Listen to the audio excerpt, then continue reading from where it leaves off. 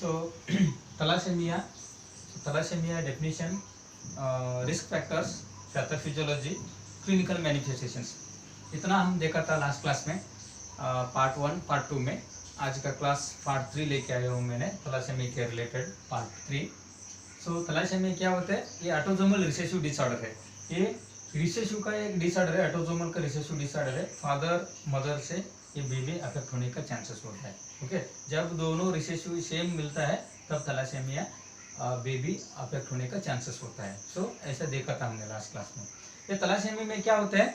In thalassaemia actually there is a reduced production of one of the globulin chain in the hemoglobin synthesis. Okay, haemoglobin formation में एक globulin chain missing होता है, इसके वजह से क्या होता है? थैलेसेमिया होने के चांसेस होता है।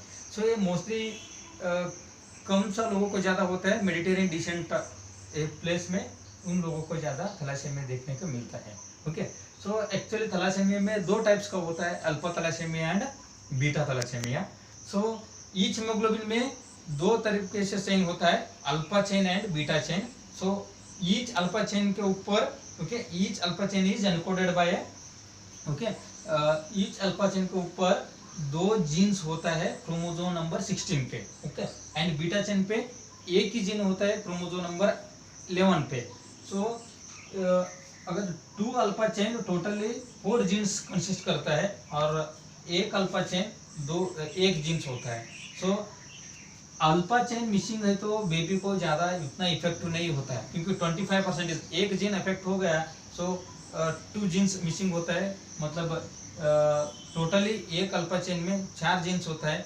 अगर एक अल्फा चेन मिसिंग है तो 25% सिम्टम्स देखने चालू होता है अल्फा थैलेसेमिया में। So beta thalassaemia major condition है।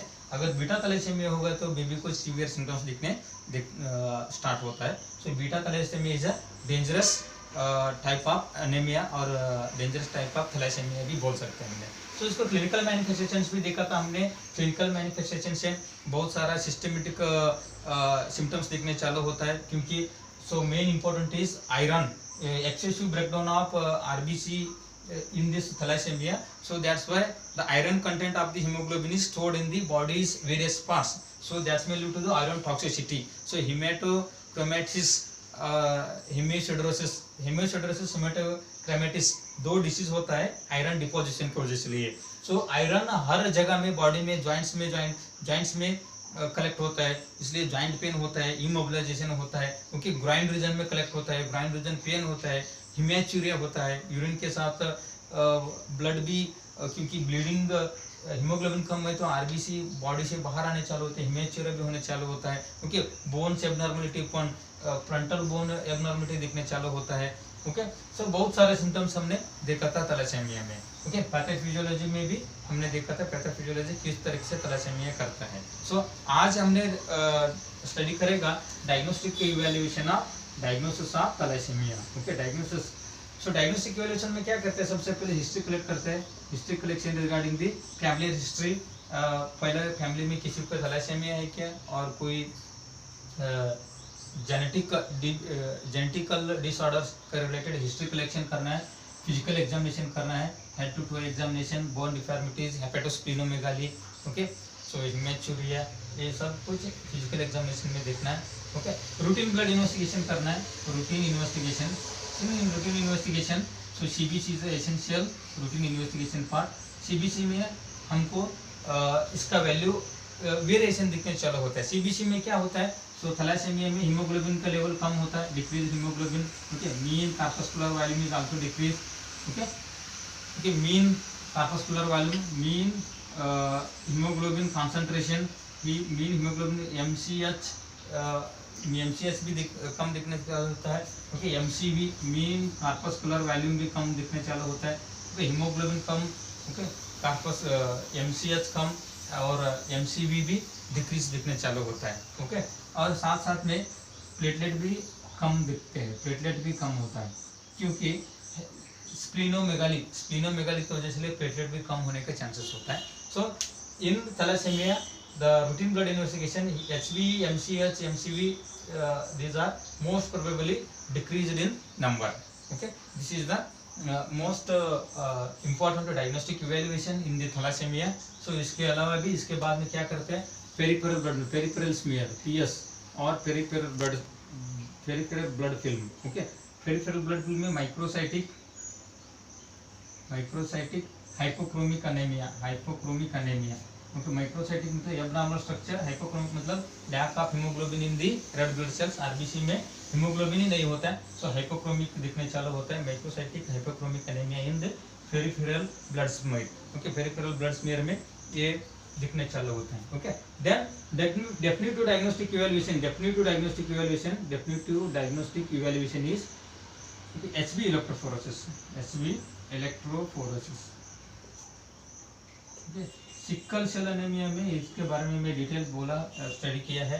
एचबी इलेक्ट्रोफोरेसिस क्या प्रोवाइड करते हैं? HB electrophoresis that provides the okay the type of haemoglobin present in the blood और which type of hemoglobin is excessive in the blood। Okay, इसमें HbA1, HbA2, HbF इस तरह से haemoglobin होता है।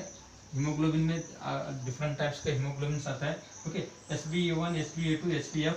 तो HbA1 एक्चुअली हमारे बॉडी में 95% तक होता है। सो इसमें थैलासेमिया में ये पूरा नील आता है, एब्सेंट आता है। सो in case of thalassemia, HbA1 level in the body is absent। Okay, the normal is 95%। Okay, next HbA2 abnormal hemoglobin है। HbA2 this is a elevated, मतलब more than 3.4%। नॉर्मल इसका लेवल होता है ओके 1.22 3.4%। सो ये elevated दिखने चालू होता है, मतलब ज़्यादा होता है। ये एबनॉर्मल हीमोग्लोबिन का चेन के वजह से लिए ये एलिवेटेड दिखना चालू होता है। HbF haemoglobin F this is also elevated. So ये लेवल एलिवेटेड दिखता है। सो बाकी लेवल बाकी HbA1 क्या होता है? HbA1 मतलब हीमोग्लोबिन A, सो 95% नॉर्मल होता है, जिसमें एब्सेंट दिखने चालू होता है। This is the definitive diagnostic evaluation of hemoglobin electrophoresis। Okay, that is a HB electrophoresis is a definitive diagnostic evaluation of thalassemia। So history, physical examination and routine blood investigation, peripheral smear and this is the HB electrophoresis। Okay, इसके अलावा भी हमने और भी diagnose कर सकते हैं supportive diagnostic evaluation. इसमें एक्सेसिव आरबीसी ब्रेक हो रहा है, इसलिए आयरन स्टोर हो रहा है बॉडी में। सो इसके लिए हम कौन सा इन्वेस्टिगेशन करते हैं? Iron profile. This is also very important investigation in thalassaemia, iron profile. So iron profile में सीरम फेरिटिनिन, ये स्टोर्ड आयरन है, ferritin, serum ferritin, serum iron, ये फंक्शनल आयरन है। Okay, total iron binding capacity. Okay, this is the binding capacity with the iron के साथ binding capacity देखना है। So iron profile भी वेरी इंपॉर्टेंट है। अगर स्टोर्ड आयरन कम दिखने चालू हो गया, बॉडी में ज़्यादा हो गया, मतलब थैलासेमिया में क्या होता है? आयरन स्टोरेज ज़्यादा होता है। सो आयरन स्टोरेज भी टॉक्सिसिटी होता है।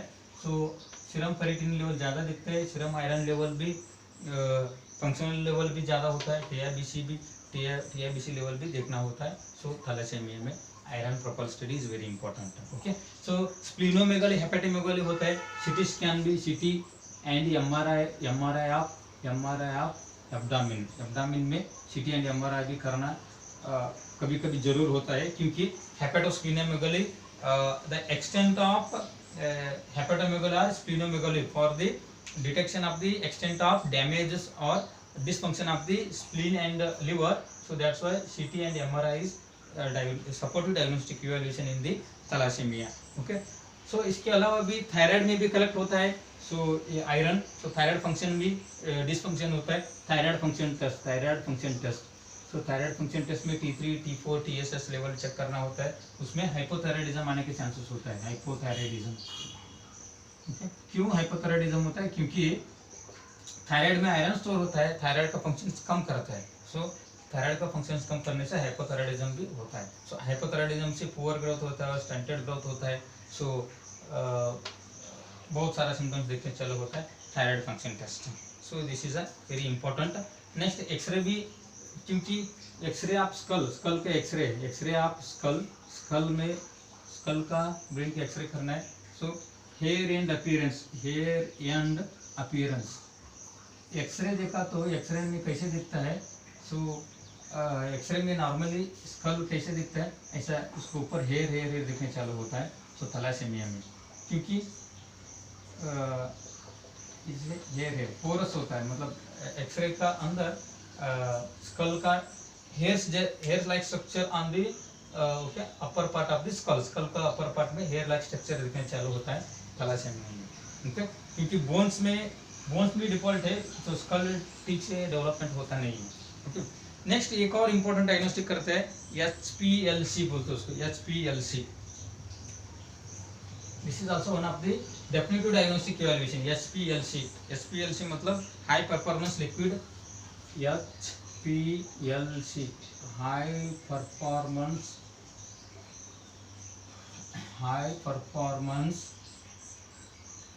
Liquid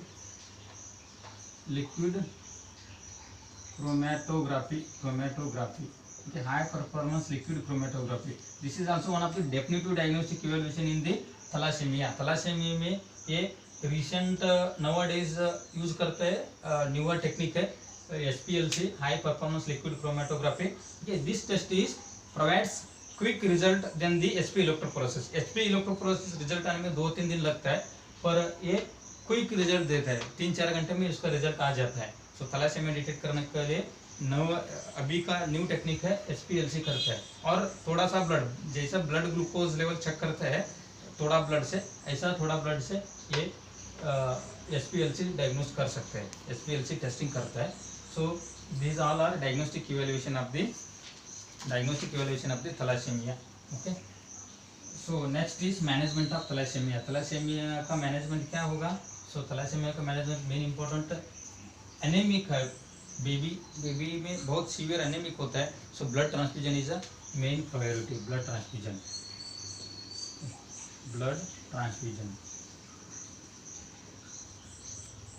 blood at least about 2 to 3 units in 4 to 6 weeks. 1 महीने से 1.5 महीने में 2 से 3 यूनिट्स ब्लड देते रहने के। Blood transfusion is very essential in this condition. 2 to 3 units in 4 to 6 weeks, मतलब 1 महीने से 1.5 महीने से अंदर 2 से 3 यूनिट्स ब्लड ट्रांसफ्यूजन करना है, क्योंकि अनेमिया सीवियर कंडीशन होता है। ब्लीडिंग टेंडेंसी भी दिखता है थैलासेमिया में, इसलिए जल्दी ब्लीडिंग टेंडेंसी और हीमोग्लोबिन लेवल बढ़ाने के लिए हमने सबसे पहला management is blood transfusion. Okay, इसके अलावा फीवर भी होता रहते हैं, इसके लिए एंटीपायरेटिक, क्योंकि हाइपोथैलेमस टेम्परेचर रेगुलेटिंग सेंटर है, उधर स्टोर्ड है आयरन। सो आयरन स्टोर के वजह से फीवर आने चालू होता है। तो एंटीपायरेटिक एंड एंटीहिस्टामिन्स भी वेरी इंपॉर्टेंट है, क्योंकि histamine allergic reaction blood transfusion में एंटीहिस्टामिन्स मोस्ट प्रोबेबली एडमिनिस्टर करता है। So antipyretic, antihistamines. So most important, the most definitive management of thalassaemia is chelation therapy बोलते हैं। Chelation therapy, okay, chelation therapy मतलब the therapy that is called chelation therapy. किसको बोलते हैं? ज़्यादा हमारा बॉडी का अंदर आयरन स्टोर्ड है, सो स्टोर्ड आयरन को हमने बॉडी से निकालने के लिए एंटी आयरन सब्सटेंसेस देता है, एंटी आयरन ड्रग्स देता है, उसको हमने चिलेशन थेरापी बोलते हैं। Okay, chelation therapy is a therapy which is used to remove the excessive collection of iron in the body. Body के अंदर ज़्यादा आयरन कलेक्शन ना होने देने का, इसकी वजह से चिलेशन थेरापी देते हैं। ओके, सो आयरन टॉक्सिसिटी कम करने के लिए कौन सा ड्रग्स हम यूज करते हैं? Desferrioxamine. Okay, desferrioxamine. Okay, this is given through the subcut में देता है। Okay, desferrioxamine. Okay, this is a anti iron drug which is given through the subcutaneous. Okay, subcut में देना होता है। और आईवी भी आता है, नहीं तो आईवी भी यूज कर सकते हैं। आईवी का ड्रग्स अलग आता है, deferoxamine. Okay, IV drugs is deferoxamine और ओरल भी आता है, ओरल भी आता है। सो ओरल में भी यूज कर सकते हैं, ओरल में यूज करते हैं डिफेराफाइन, डिफेराफाइन ओके, ओरल डिफेराफाइन। तो ओरल ड्रग्स डिफेराफाइन करके आता है, आईवी ड्रग्स डिफेरोक्सिम आता है। सो सबक्यूट में desferrioxamine, okay, desferrioxamine this is the subcut use करते हैं चिलेशन थेरेपी में, इस तरीके से ड्रग्स यूज करते हैं। Okay, so this is a important therapy है, ये थेरेपी कंपल्सरी यूज करते हैं। थैलेसीमिया थेरेपी में main important management is blood transfusion and chelation therapy, both are very important treatment of the thalassaemia. So thalassaemia में तो दोनों important therapy लिखना ही है और देना ही है। So here in thalassemia, due to the lack of any chain, globulin chain that may lead to the excessive breakdown of the red blood cells. red blood cells excessive breakdown होता है, excessive breakdown होके spleen में collect होके, okay, spleen में क्या करता है, spleen में कलेक्ट होता है, ज़्यादा आयरन भी स्टोर होता है स्प्लीन में, और स्प्लीन ज़्यादा आरबीसी को भी ब्रेकडाउन करते हैं। सो इसके लिए स्प्लीनेक्टोमी भी कर सकते हो इसमें, splenectomy, okay, splenectomy, okay, it is surgical removal of the spleen. Spleen को सर्जिकल रिमूव करने से ज़्यादा हमने रेड ब्लड सेल्स को ब्रेकडाउन करने से प्रिवेंट कर सकते हैं। Okay, so this is also one of the important management of splenectomy in the thalassaemia. Thalassaemia में स्प्लीनेक्टोमी करने का, क्योंकि ज़्यादा डिस्ट्रक्शन स्प्लीन में होते रहते हैं आरबीसी। ओके, सो क्यूरेटिव मैनेजमेंट क्या होता है, ये पूरा हमके क्यूरेटिव मैनेजमेंट, पूरा हम क्योर करने के लिए हमने एक मैनेजमेंट यूज करते हैं, उसको एचएससीटी बोलते हैं। मतलब एचएससीटी मतलब haematopoietic stem cell transplantation, haematopoietic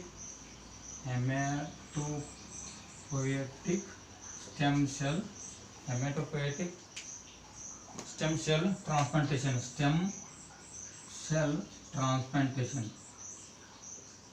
transplantation, okay.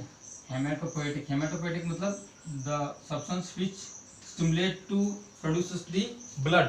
Haematopoietic stem cells में मतलब this is like a bone marrow transplantation.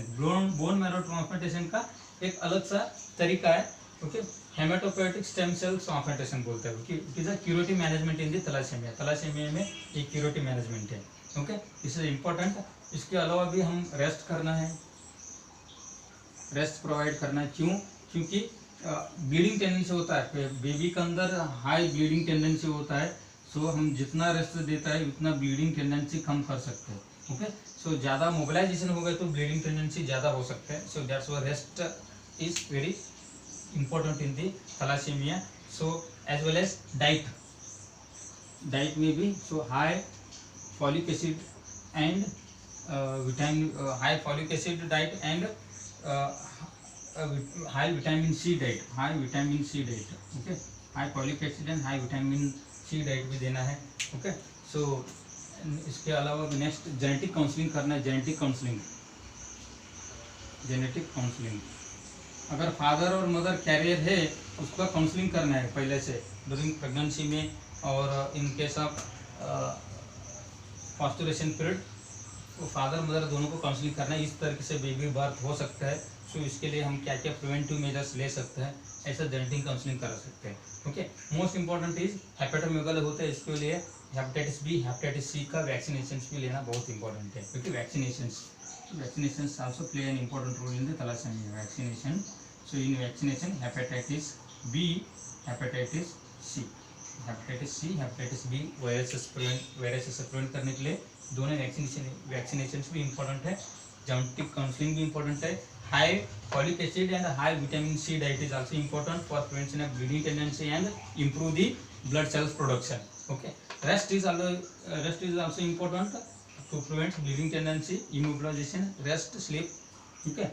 Curative management, hematopoietic stem cell transplantation, so this is a curative management है। ये स्टेम सेल ट्रांसप्लांट करने से thalassaemia को हमने पूरा cure कर सकते हैं, ओके।